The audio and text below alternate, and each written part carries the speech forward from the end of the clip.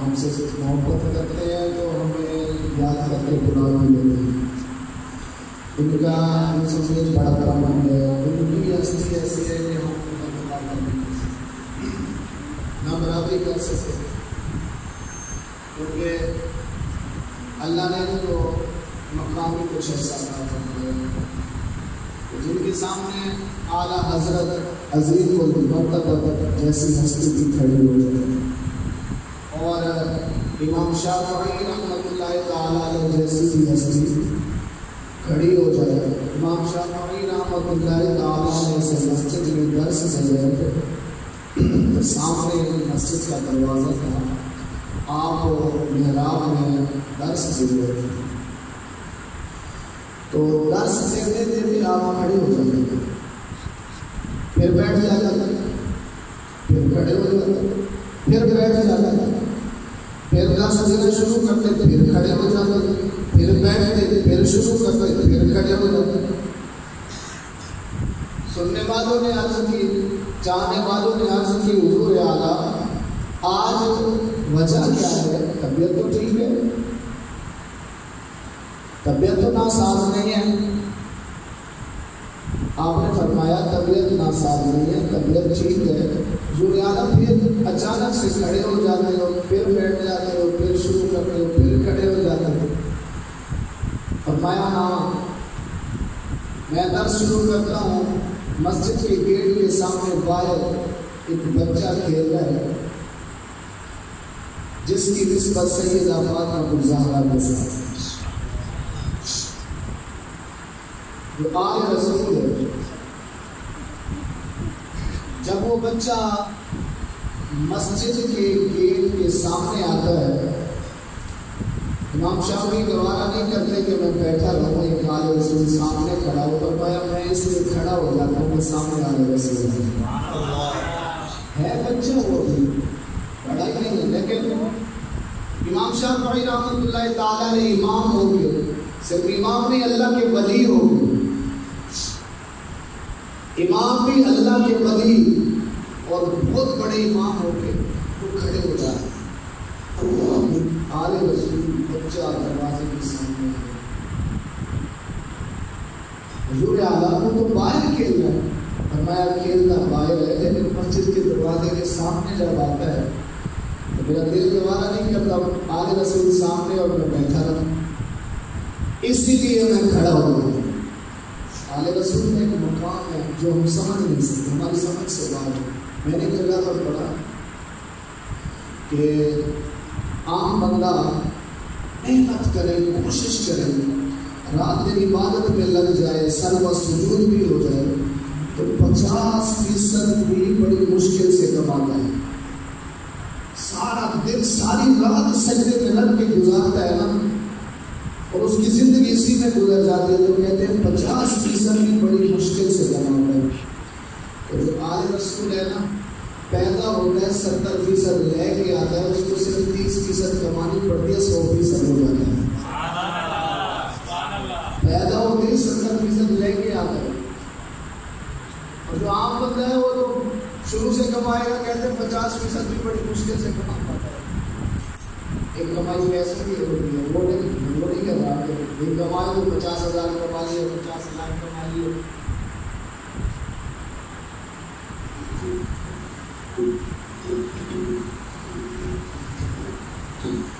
50,000 کمائے یا 50 لاکھ, اس کی بات نہیں کر رہا. ایک یہ ولایت کے درجے والے ہیں, ان کی میں بات کر رہا ہوں. تو آل رسول کو اللہ تعالیٰ پیدائشی بھی عطا کر دیتے ہیں اور عام بندے کو نہیں ہو سکتا. اس لیے ہم اللہ نے ان کو کیا مقام عطا فرمایا, کتنا عطا فرمایا, وہ اللہ ہی جانتا ہے. ہماری ضرورت نہیں ہم سمجھ پائیں اور نہ سمجھ سکتے, کیونکہ اللہ نے آل نبی کے لیے فرمایا انما یرید اللہ لیذھب عنکم الرجس اہل البیت. اچھا انما نا یہ کلمہ حسر ہے, میرا موضوع نہیں ہے یہ, لیکن ان کی شفقت ایسی ہے تو میں اس لیے یہ بات عرض کر رہا ہوں. انما یہ کلمہ حسر ہے. کلمہ حسر ایک دائرہ ہے, اس کو کہتے ہیں حسر. ایک سادی سی مثال کے طور پر سمجھاؤں. جس طرح کوئی بندہ کسی بابے کے پاس جاتا ہے نا کچھ علاج کرانے کے لیے، طبیعت ٹھیک نہیں ہے، طبیعت خراب ہے، تو وہ بابا کہتا ہے کہ بھائی اس دائرے میں وہ بندہ بیٹھے جس کی طبیعت خراب ہے، جتنے بھی طبیعت خراب والے ہیں، جن والے جن کو جن لگ گئے وہی اس دائرے میں آ جائیں. اب بندے 3 ہیں 4 ہیں جن والے، وہ دائرے میں آ گئے. اب بابا کہتا ہے جب تک میں پڑھائی مکمل نہ کروں تم اب حصار میں آ چکے ہو، تو جو یہ 3 یا 4 ہیں اس دائرے سے، اس حصار سے باہر نہ جائیں، اور جو باہر ہیں وہ اندر نہ آئیں. اگر باہر والے اس دائرے کے اندر آ گئے تو وہ گئے، ختم، ان کے ساتھ کچھ نہ کچھ ہو جائے گا. تو بابا کہتے ہیں اندر والے بھی باہر نہ جائیں. ابھی اس کو حصار کہتے ہیں. کیا کہتے ہیں؟ حصار کہتے ہیں. بابا نے وہ حصار کھینچ دیا.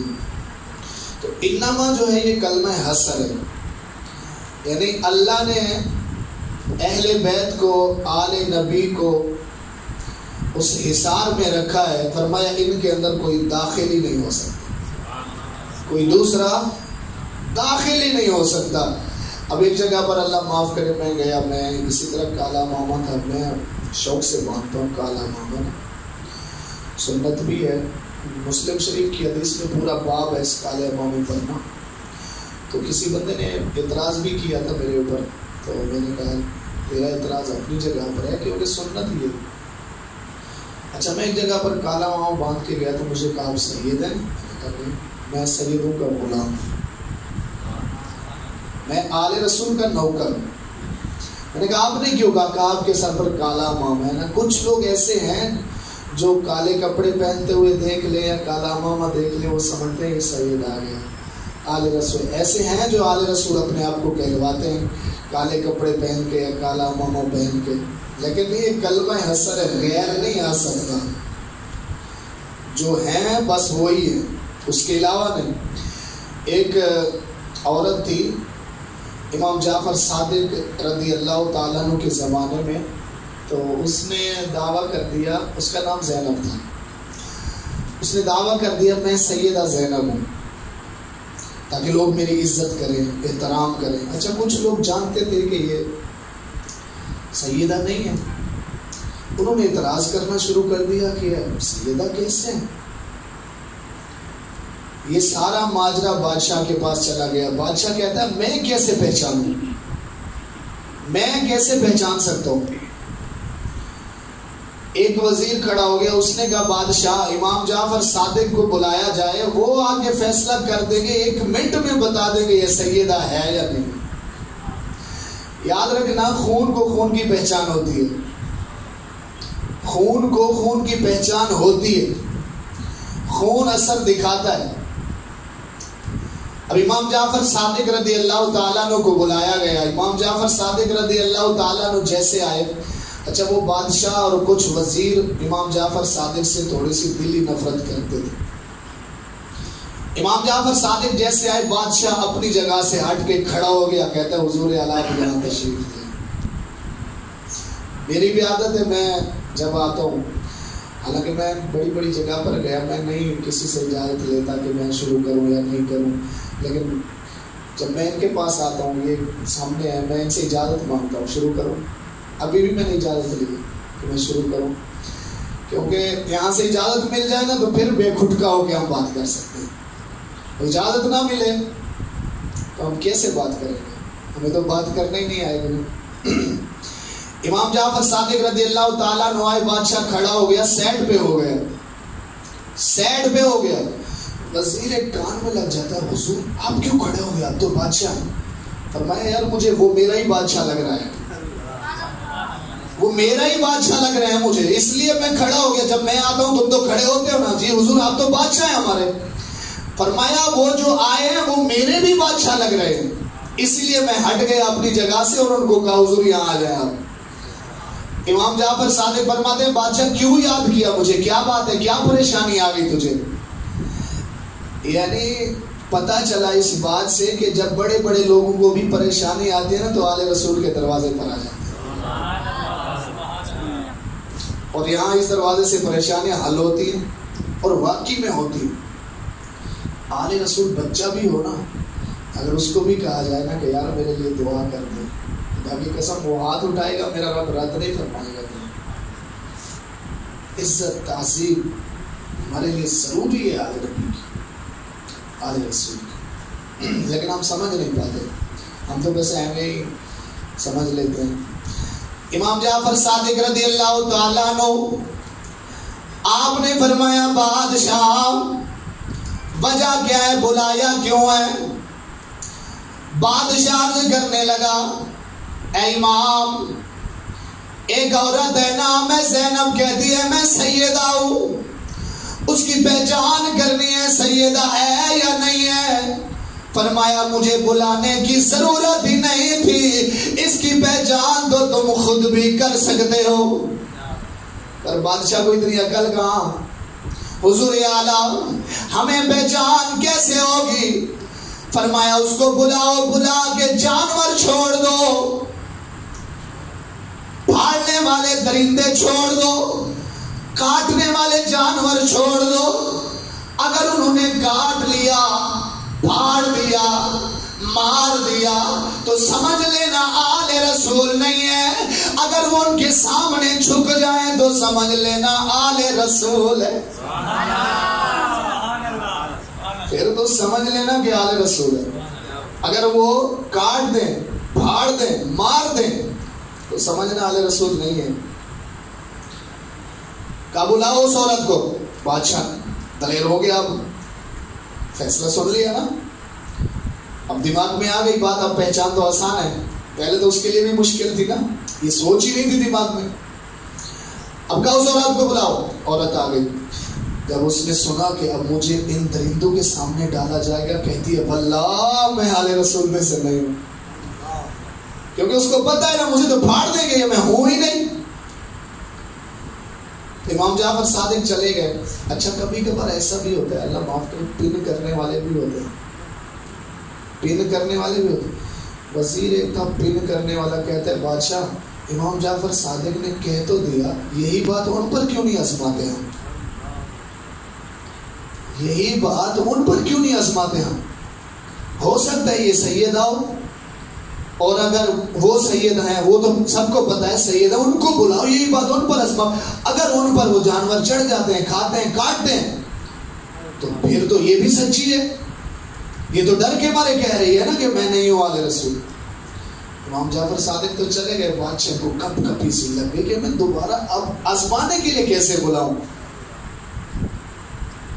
وزیر پن کرتا روز، جس طرح آج اللہ معاف کرے امام نماز پڑھا رہا ہے تو اس کے لیے بھی پن کی جاتی ہے، اور اللہ کسی کو عزت دے دے علاقے میں تو اس کے لیے بھی دوسرے آگے پن کرنا شروع کر دیتے ہیں، ایسا نہیں تو ایسا، ایسا نہیں تو ایسا۔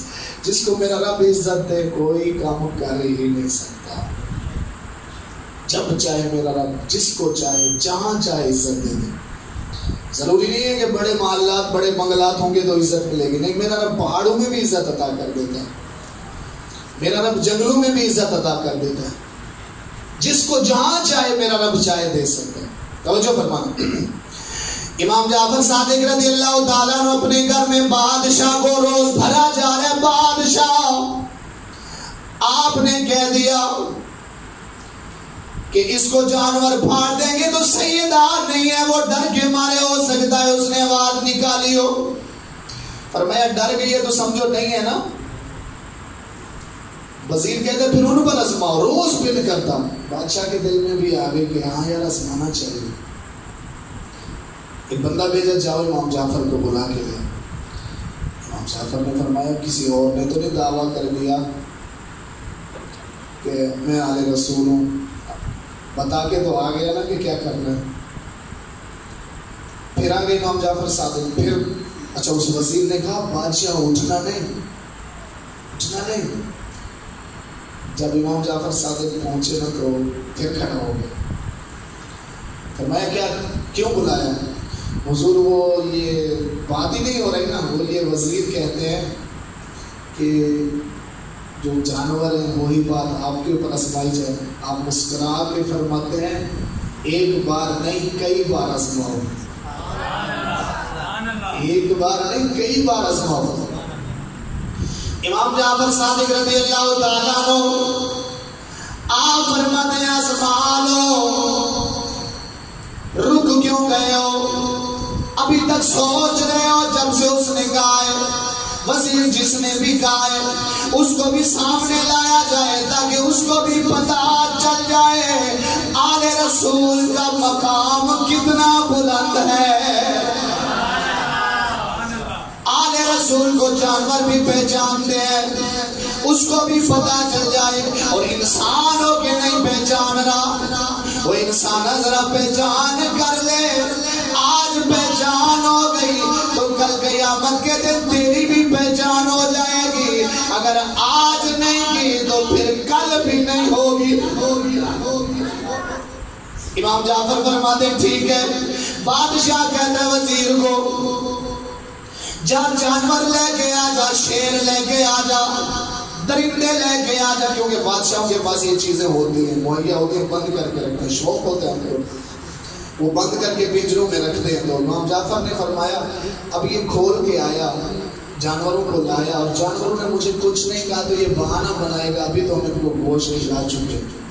آپ نے فرمایا ایسا کرو 3 دن تک نہ ان کو پانی پلاؤ نہ کچھ کھلاؤ، تاکہ بھوکے اور پیاسے ہو، اور میں اپنے گھر جا رہا ہوں، تیسرے دن میں آ جاؤں گا، پھر ان کو چھوڑ دینا میرے اوپر، ورنہ تو یہ پھر وزیر بہانہ بنائے گا۔ ان کو بہانے بڑے آتے ہیں، جو نہیں ماننے والے ہیں ان کو بڑے بہانے آتے ہیں، کہیں نہ کہیں سے تلاش کر کے، کہیں نہ کہیں سے کوئی ڈھونڈ کے لے آتے ہیں، جی یہ وجہ ہوگی، یہ وجہ ہوگی۔ آپ نے اس کا منہ بند کرنے کے لیے فرمایا یہ تو بہانہ بنائے گا کہ میں نے تو ابھی ان کو گوشت کھلایا ہے، ان کا تو پیٹ بھرا ہوا، اس وجہ سے نہیں کچھ کہا۔ آپ نے فرمایا 3 دن تک ان کو بھوکا اور پیاسا رکھو۔ آپ چلے گئے گھر پہ، دن گزر گئے، دوسرا تیسرا دن، وزیر کہتا ہے کہ نہیں آئیں گے، وہ ڈر گئے۔ بادشاہ کہتا ہے نہیں، وہ ٹائم پہ ضرور آ جائے گا۔ ٹائم ہوا، امام جعفر صادق تشریف لے آئے۔ بادشاہ نے کہا وزیر کو کہ جا اس پنجرے کا دروازہ کھول دے۔ وزیر کہتا ہے 3 دن ہو گئے بھوکے پیاسے، دروازہ کھول دی تو وہ پہلے مجھے کھائیں گے، میں کیوں دروازہ کھولوں؟ بادشاہ کہتا ہے تیرا تو آنا جانا ہے نا ان کے ساتھ، تیری تو پہچان ہوئی، تجھے کیوں کھائیں گے وہ؟ 3 دن ہو گئے بھوکے پیاسے، پہچان ختم، پہلے پیٹ بھریں گے اپنا مجھے کھا کے۔ امام جعفر صادق رضی اللہ تعالیٰ کو فرماتے ہیں جا دروازہ کھول، آج وہ تجھے بھی کچھ نہیں دے، کھول دے۔ پھر ڈر کے مارے پھر بھی نہیں گیا، آپ نے ایک عام سے بندے کو بلایا، فرمایا جاؤ دروازہ کھول۔ تو امام جعفر صادق سے محبت کرنے والا تھا، کیونکہ اس کو پتہ تھا امام جعفر صادق فرما رہے ہیں تو جانور کچھ نہیں کہیں گے، عام سا بندہ۔ وہ وزیر کہتے ہیں نہیں جا، 3 دن ہو گئے بھوکے پیاسے، کھا جائیں گے، پھاڑ دیں گے تم۔ اس نے کہا نہیں، بسم اللہ پڑھ کے دروازہ کھولا۔ امام جعفر صادق میدان میں کھڑے ہوئے، دوڑے دوڑے آ رہے ہیں۔ وزیر کہتے ہیں بادشاہ دیکھا وہ بھوکے پیاسے نا، دوڑے آ رہے ہیں، آج تو نہیں بچیں گے امام جعفر صادق۔ جب قریب آئے امام جعفر کے قدموں میں جھک گئے، فرمایا اے وزیرا دیکھ لے، یہ بھی پہچانتے ہیں کہ ہم آل رسول میں سے، یہ بھی پہچانتے ہیں۔ ایک مقام ہے یار، ہم نہیں سمجھ سکتے اس مقام، ہماری کیا طاقت ہے، کیا بات نہیں، ہماری عقلیں بھی نہیں پہنچ سکتی اس مقام پر۔ توجہ کرو، اللہ کا پھر بڑا کرم ہے کہ اللہ تعالیٰ نے ہمیں اتنا تو کیا ہے کہ کم سے کم ہم ان کا ادب کر سکتے ہیں اور سمجھتے ہیں، اور یہ بھی ان کی شفقت ہے کہ ہم سے محبت سے بات کر لیتے ہیں، پیار سے بات کرتے ہیں۔ میں تو دعا کرتا ہوں کہ ہمیشہ کے لیے، سدا کے لیے ہم سے پیار کرتے رہیں، محبت کرتے رہیں، ایسے محبت قائم و دائم رہے۔ اللہ تعالیٰ اس ناطے کو جوڑے رکھے۔ رمضان المبارک کا مہینہ ہے میرے دوستوں، جو مجھے موضوع دیا گیا لیکن اتنے ٹائم میں موضوع